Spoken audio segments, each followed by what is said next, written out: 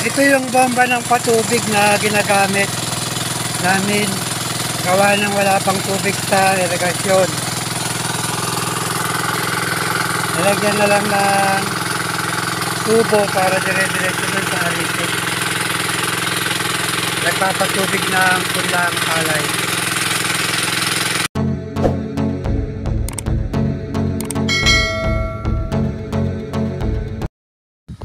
Welcome to my vlog.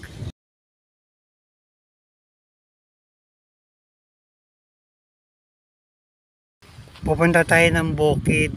Titingnan natin yung tanim na punlang palay. Kung ano na ang itsura, kung maganda ba ang pagkakatubo. Dito na tayo dumaan sa likod ng bahay. Malapit lang naman papuntang bukid. Ito yung likod. Ito na yung daan ng irigasyon. Papunta dun sa bukid.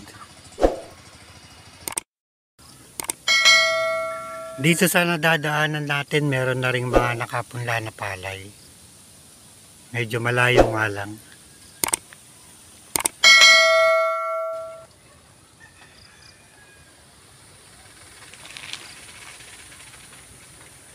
Dito rin sa kabilang side, meron na din. Malalaki na rin yung punla nilang palay. Naglilinis na ng pangpang ng irigasyon. Ibig sabihin, indikasyon na yan na malapit nang dumating ang patubig o ang tubig irigasyon. Nag-aayos na ng taniman yung kapitbahay namin.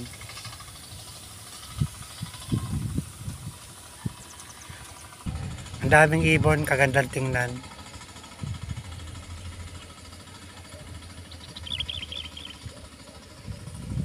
Malalaki na rin yung punla ng nadadaanan ko papuntang bukid.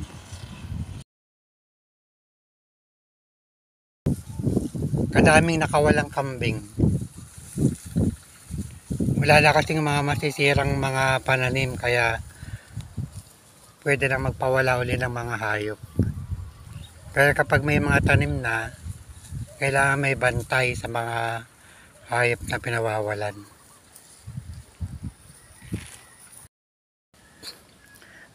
Dito na tayo sa bukid.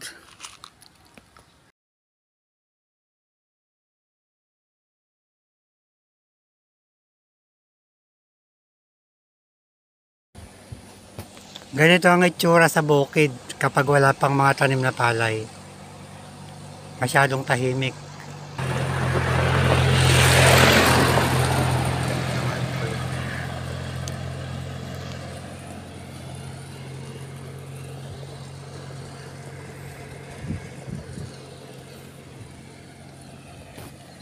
Dito pa lang tayo sa bandang dulo. Malayo pa lang natatanaw na natin yung punlang palay.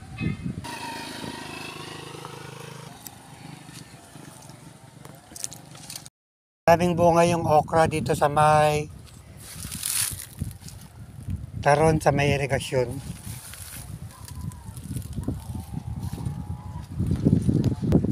Nagugulangan na.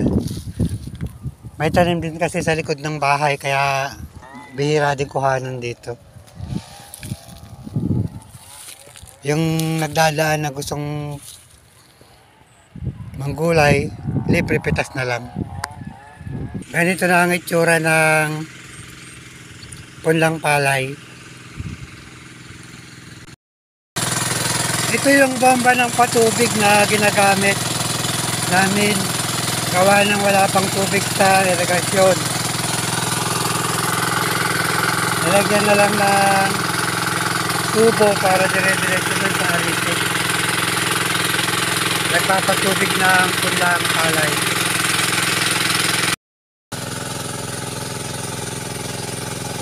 Malakas naman ang tubig gawa ng maganda naman ang balong.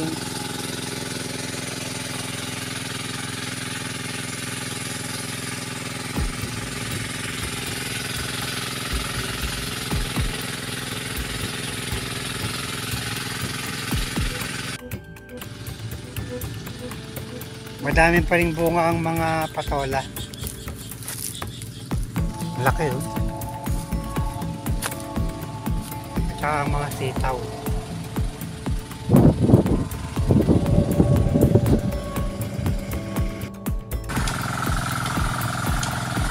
Si Don Paquito nagbubuhat ng kahoy.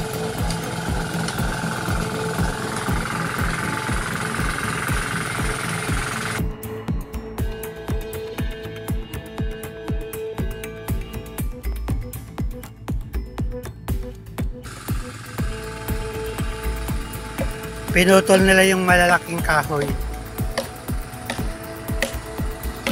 Gawa ng nakakalilim sa mga tanim na palay. Hindi gumaganda ang mga pananim. Kaya nagbawas na sila ng mga sanga ng kahoy.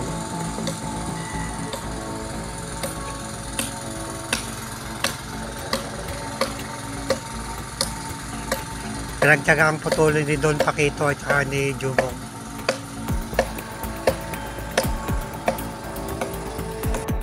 Hindi kasi gumaganda yung mga tanim sa gawin nato. Dito sa may gawing punuan, gawa ng maraming kakuyan. Hindi masyadong naaarawan yung mga tanim. Kaya hindi rin gumaganda.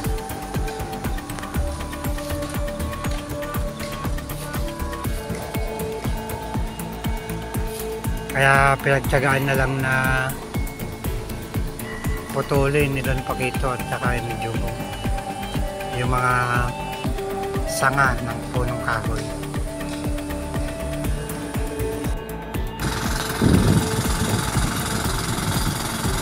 Mga ilang puno na rin ang naputulan nila ng sanga. Baka sakaling gumanda na yung mga tanim sa gawin nato na nasisilungan ng mga kahoy. Andito na sa kabilang pinitakang tubig. Malapit na rin matapos na mapatubigan. Bali 12 days na yung punla mula lang naitanim o mula lang naisabog.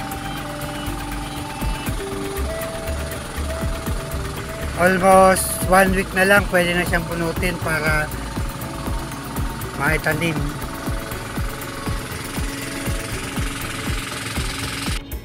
Still here. Thanks for watching.